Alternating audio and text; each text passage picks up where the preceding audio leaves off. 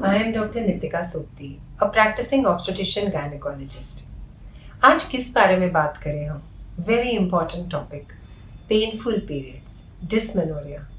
जैसे ही हम ये वर्ड सुनते हैं वी फील कि मुझे तो बहुत होता है, और इसका इंसिडेंस भी अगर हम देखें तो क्या प्रेवलेंस है इसकी, you'll be really surprised that it is varying from 28% to 81%।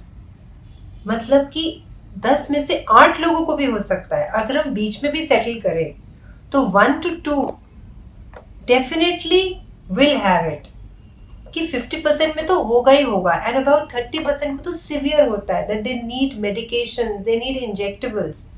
कैसी पेन होती है? किसी को डल एकिंग होती है, किसी को थ्रॉबिंग पेन होती है, किसी को शार्प होती है, किसी को बहुत डीप अंदर जैसे कुछ खिंच गया है वैसे होती है, एंड बर्दाश्त भी नहीं होती है। But what are we doing about it? First we have to have the knowledge, क्यों हो रही है, क्यों हो रही है पता होने से ही माइंड को जो सिग्नल मिलता है, अच्छा इसलिए हो रही है, ठीक है। और क्या ऐसे कॉजेज हैं? हमें कोई रिप्रोडक्टिव कॉज तो नहीं है कि कोई स्ट्रक्चरल डिफेक्ट हो, कोई अबनॉर्मल चीज अंदर हो उस वजह से पेन हो रही है। उसको हम कहते हैं सेकेंडरी डिस्मेनोरिया। सेकेंडरी मतलब कि कोई ना कोई स्ट्रक्चरल डिफेक्ट की वजह से, डिफेक्ट कह लीजिए या कोई अबनॉर्मल लंप कह लीजिए या कोई ऐसा सिग्निफिकेंट हार्मोनल चेंज कह लीजिए जो हमारे यूट्रस, ट्यूब्स या ओवरीज में है, जिसकी वजह से हो रही है। और एक डिस्मेनोरिया होता है जिसको हम प्राइमरी कहते हैं, कि कुछ भी प्रॉब्लम नहीं है, हमारे सारे reproductive structures they are perfect, हम अल्ट्रासाउंड करा रहे हैं सब ठीक है, फिर भी बहुत पेन है। तो इसलिए कॉज हमें समझ आना चाहिए।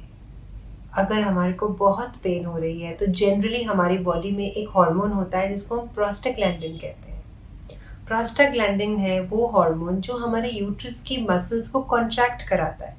आज आप अपना हाथ लीजिए और उसको फिस्ट को जोर से कॉन्ट्रैक्ट करिए, आपको कैसी फीलिंग आती है? आपका हाथ दुखने लग जाता है, और एकदम खोलेंगे तो वाइट होता है क्योंकि ब्लड सप्लाई रुक गया। सिमिलरली ये प्रोस्टाग्लैंडिन हार्मोन हमारे यूट्रस को एकदम कॉन्ट्रैक्ट करा देता है, और जो भी ब्लड अंदर होता है वो बाहर पुश आउट होता है। इसीलिए पेन होती है और ब्लीडिंग भी होती है। तो पीरियड्स के दौरान पेन होना इसी हार्मोन की वजह से गवर्न होता है। अब कभी कभी हमें कोई प्रॉब्लम नहीं है यूट्रस में, ओवरीज में, और हमें पेन हो रहा है, तो उसमें सिर्फ ये प्रोस्टाग्लैंडिन हार्मोन बढ़ जाता है। तो इसीलिए हम आपको ट्रीटमेंट भी जो कहते हैं, हम कहते हैं पेन किलर लीजिए। पेन किलर्स का भी तो यही रोल है, वो इस हार्मोन को कम करते हैं। तो लेने से कोई नुकसान नहीं है। ट्रीटमेंट पे वी टॉक अबाउट इट ताकि वो भी आपको क्लैरिटी रहे। पर कुछ और इम्पॉर्टेंट कॉजेज हैं जो ज़रूर आपको अपने डॉक्टर के पास जाके रूल आउट कराने चाहिए। क्या और कॉजेज हैं पेनफुल पीरियड्स के? First and foremost endometriosis. अगर यूट्रस की लाइनिंग, यूट्रस की कैविटी के अलावा, जैसे माउथ है, माउथ की कैविटी की लाइनिंग है, अगर यही अंदर की लाइनिंग और कहीं कहीं होगी तो क्या होगा? अगर यूट्रस की कैविटी में है तो वो पीरियड के फॉर्म में बाहर आ जाएगी, बट अगर वो एक्स्ट्रा यूट्राइन साइड्स पर है, ओवरी में है, ट्यूब में है, अब्डोमेन में है, या यूरिनरी ब्लैडर है जो आपका उसमें है, तो वहाँ वो ब्लड की कलेक्शंस बना लेंगी, तो इस वजह से भी बहुत पेन होती है। तो ये बहुत इंपॉर्टेंट कॉज है हमारे को पेन का। दूसरा, एडेनोमायोसिस। जनरली 30 इयर्स के बाद देखा जाता है कि जब ये यूट्रस की जो लाइनिंग है ये यूट्रस की मसल के अंदर अगर हो जाए तो वहाँ पे ब्लड के कलेक्शंस आएंगे। आज आपको इस मसल में अगर एक ब्लड का कलेक्शन अंदर घुस जाए, कभी कभी किसी को फॉलिकुलाइटिस हुआ है जिसको बाल तोड़ कहते हैं, कितना दुखता है। सिमिलरली यूट्रस के अंदर भी ऐसे ही होता है कि ब्रूज्ड मसल है, वो ऐसे शार्प स्टैबिंग पेन होती है कि सच में चोट लग गई है कहीं, ऐसे वजह से, तो वो एडेनोमायोसिस में भी बहुत पेन होती है। और पीआईडी, पेल्विक इन्फ्लेमेटरी डिजीज, अगर इन्फेक्शन होती है हमारी ट्यूब्स में, हमारी ओवरीज में, या यूट्रस की मसल में, या यूट्रस की लाइनिंग में, कहीं भी इन्फेक्शन होती है तो क्या होता है? उस जगह पे सूजन आती है, वहाँ पे वो जगह स्वेल अप हो जाएगी, रेड हो जाएगी, एंग्री लुकिंग हो जाएगी। अब यूट्रस तो नहीं दिखता बट मैनिफेस्ट करता है पेन के फॉर्म में। चौथा रीज़न, कभी कभी अगर हम कॉपर्टी यूज़ करते हैं जिसको हम कहते हैं इंट्रा यूट्राइन डिवाइस, उसको भी जब हम डालते हैं तो फर्स्ट फ्यू पीरियड्स में कभी कभी पेन होती है। क्यों? क्योंकि यूट्रस रिजेक्ट करता है। अगर आई में कॉन्टैक्ट लेंस यूज़ करेंगे तो कॉन्टैक्ट लेंस को सेट होने में टाइम लगता है, आई वाटर करती है, आई रेड होती है। तो यूट्रस क्या करे? यूट्रस की वाटरिंग पीरियड के फॉर्म में होती है, उसकी रेडनेस पेन के फॉर्म में आपको फील होती है, इसीलिए भी पेन होती है। तो ये कुछ बहुत इंपॉर्टेंट कॉजेज हैं पेनफुल पीरियड्स के। तो ये सब आपके डॉक्टर आपको अच्छे से गाइड कर सकते हैं। आपका अल्ट्रासाउंड कराएंगे। अगर आपकी एज 20-25 से ऊपर है तो हम इंटरनल एग्जामिनेशन भी कर सकते हैं, ताकि हमें पता लग जाए कौन सी साइट पे पेन है, क्या प्रॉब्लम है, इनमें से कुछ है तो नहीं। एक और इम्पॉर्टेंट कॉज क्या होता है? Fibroids. 3 out of 4 women have fibroids. 75% incidence है फाइब्रॉइड्स का। और वो तो अपने में ही एक बहुत बड़ा टॉपिक है कि क्या है फाइब्रॉइड, क्या होता है। वो नॉन कैंसरस ट्यूमर्स होते हैं, कोई टेंशन की बात नहीं है, बट वो मंथली नाइटमेयर भी कईयों में कॉज करते हैं। मैंने वर्ड ये यूज़ किया, पता है क्यों?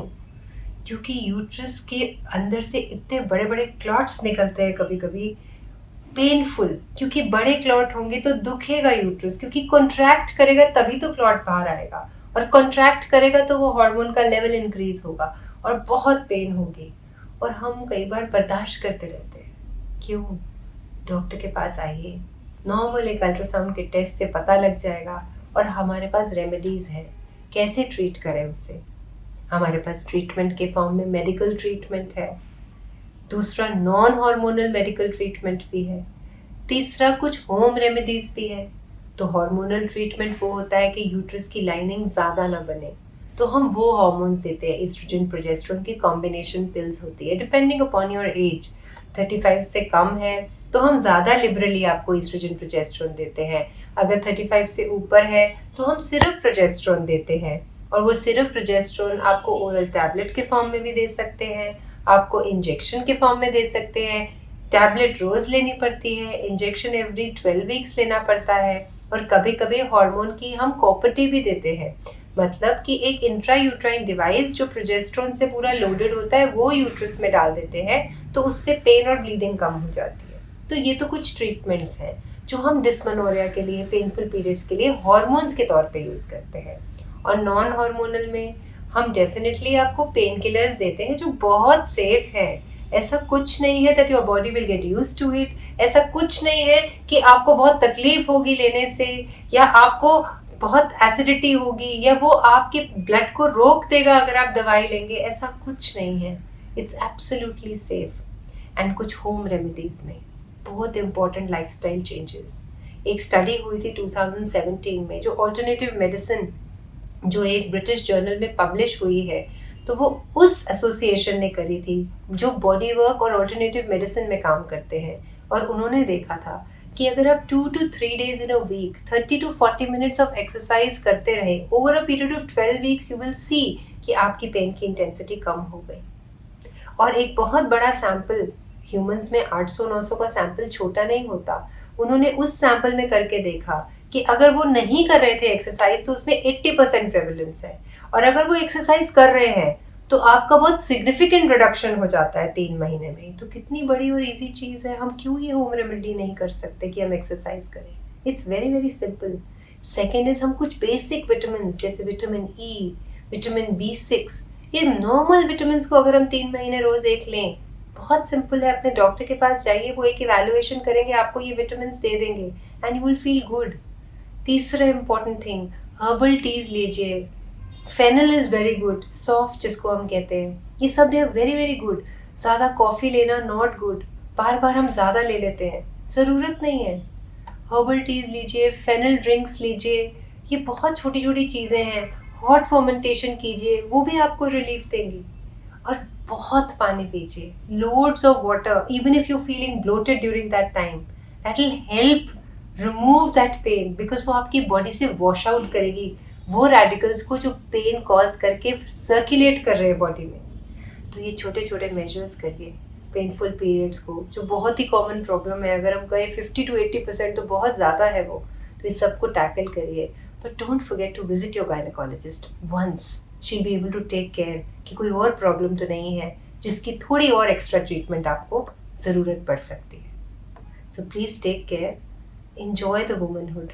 बार बार उसको कर्ज की तरह मत लीजिए कि बहुत दर्द होती है, ओ गॉड.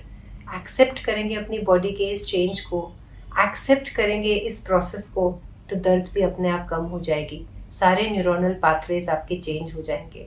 एक्सरसाइज करिए, योगा करिए, पॉजिटिव एफर्मेशन दीजिए, और बहुत इम्पोर्टेंटली अपने इस फेज को भी बहुत ग्रेसफुली एक्सेप्ट करिए and have a very happy life.